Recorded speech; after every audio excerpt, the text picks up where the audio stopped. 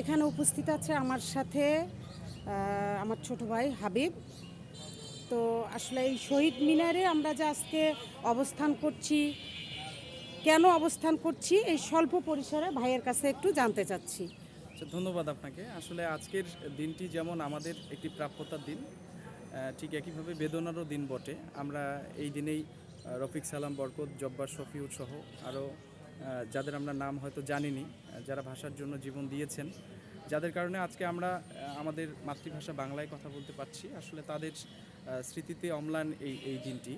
আর এই দিনে আমি মনে করি শুধুমাত্র আমরা শহীদ মিনারে এসে ফুল দিলাম, এটি আমাদের দিবসটির তাৎপর্যপূর্ণ মানে আমাদের যে পুরো পালন করা হলো এটি নয়। আমি মনে করি যে আসলে বাংলা ভাষার প্রতি আমাদের যে মমত্ববোধ, বাংলা ভাষার প্রতি যে আমাদের শ্রদ্ধাবোধ এবং বাংলা ভাষার যে শুদ্ধ চর্চা, মানে আমি বলছি প্রমিত বাংলা ভাষার যে চর্চা করা, এটি আসলে আমাদের সকলেরই করা উচিত। এটি আমি মনে করি গ্রাম থেকে শুরু করে শহর সর্বত্র আমাদের বাংলা ভাষা শুদ্ধভাবে চর্চা করা উচিত।